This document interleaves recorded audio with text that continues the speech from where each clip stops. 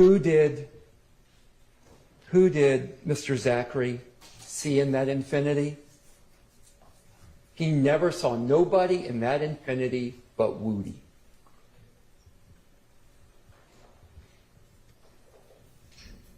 The Texaco. Oh my gosh, there's the smoking gun. There's the smoking gun that shows that my client murdered Donovan Thomas. He's on video at a Texaco station a block away before the murder. Heaven forbid. He pulls up in that Texaco in a Pontiac. He leaves the Pontiac. He goes, you've seen this video 1,000 times. Well, maybe not that many, but it must feel like it. He leaves the Pontiac to go into the Texaco. And he buys some junk food in the Texaco, goes back into the Pontiac. He sits in the Pontiac. He talks to another car that pulls up. He gets back in the Pontiac, and he leaves in the Pontiac. Go in the back. Watch the video 1,001st time. You're never going to see him get in an infinity.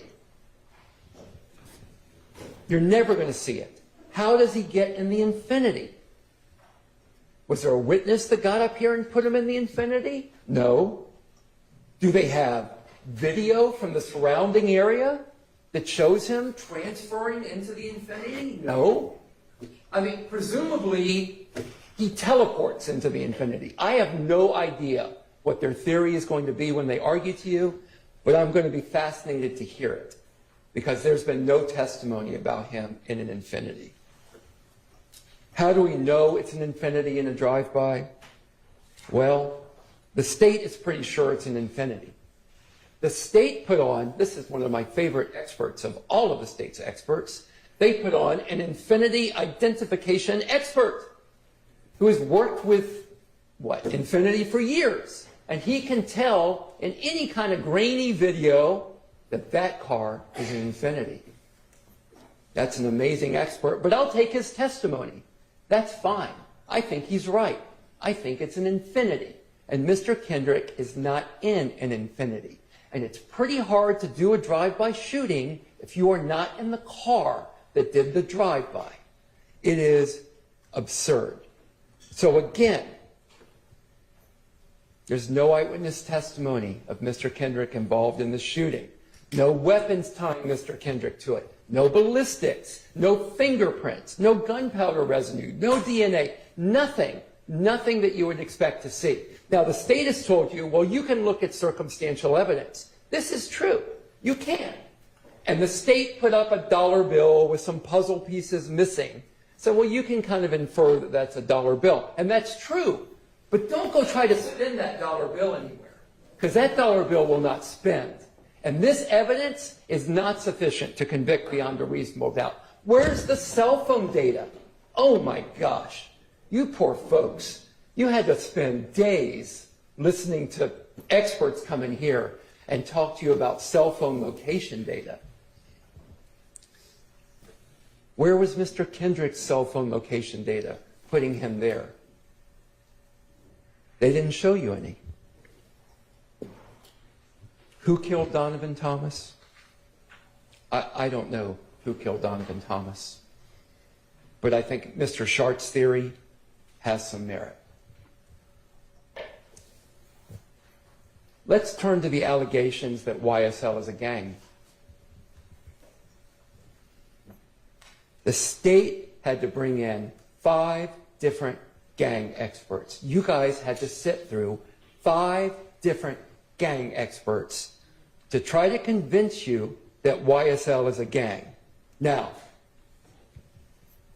they gave you the definition of a traditional gang, and these gang experts, who, as Mr. Schardt pointed out, all sit there and train each other in this insular little unit, but they told you, yeah, they're not a traditional gang. They don't meet the definition of a traditional gang. But lo and behold, we have another category of gang. It's a hybrid gang. Ooh, a hybrid gang. This is fascinating. Let's talk about hybrid gangs. What's a hybrid gang? Oh, a hybrid gang is whatever we say it is at any given point in time to fit our narrative. That's what a hybrid gang is. I use the term nose of wax. They can twist it any way they want to fit the group of people they want and say they're a hybrid gang. It's a catch-all. It's a catch-all used to throw all kinds of people together and say, well, you don't meet the definition of a gang, but because we are gang experts that train each other, we have decided you are a hybrid gang.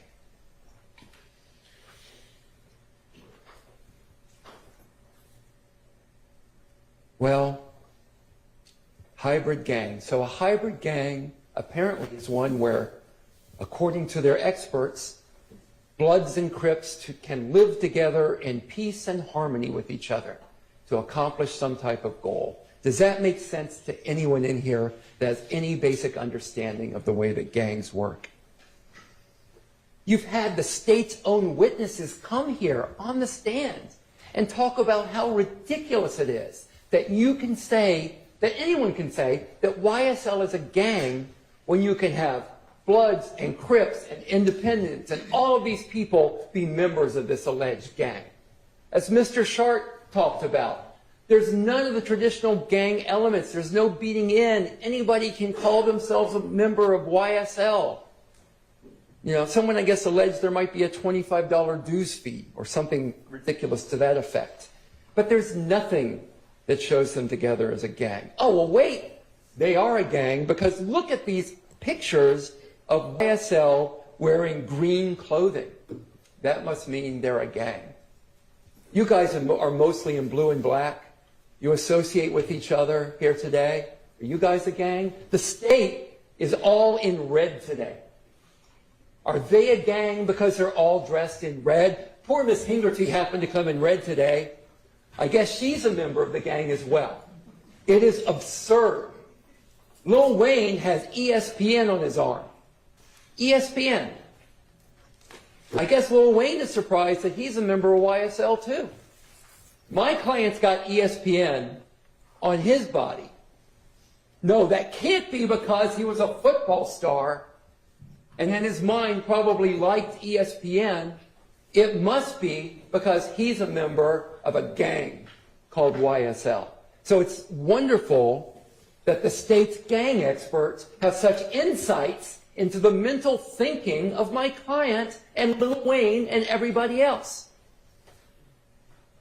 Now, the state may say, well, they're not a gang, even though they all dress in red today, looking quite dapper.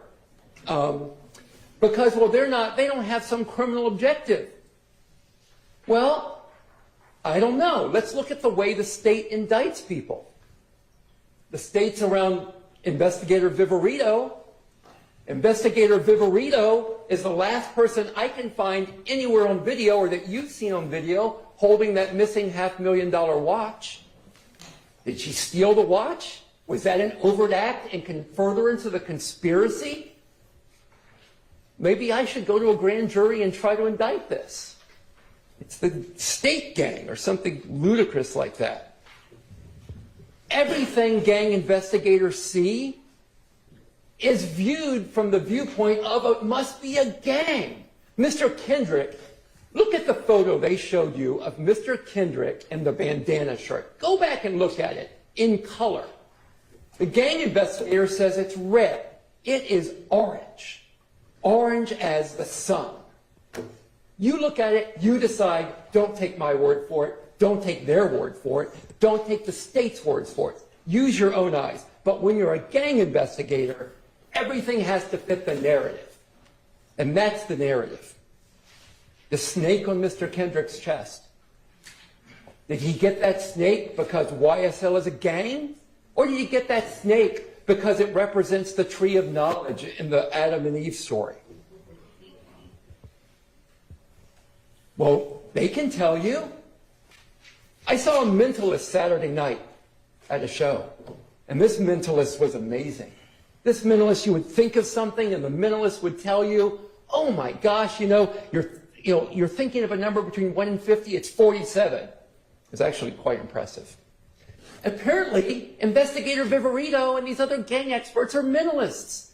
Maybe they will be at the next fundraiser I go to. I'd like to see some more of their tricks. Mr. Kendrick does modeling shots. So someone will say to Mr. Kendrick, hey, hold this hat. Oh, that's gang. The hat has a rat with a line through it. That's a gang activity. We're sending a message to everybody. There's a photo taken outside at the time of a video shoot for music. Oh my gosh. Oh my gosh. Look at that. Gang activity. There's photos of Mr. Kendrick wearing clothes that say slat outside of a recording studio. More gang activity. More people trying to pull themselves out, get into music, exercise their First Amendment rights. More gang activity. It's just exhausting, folks.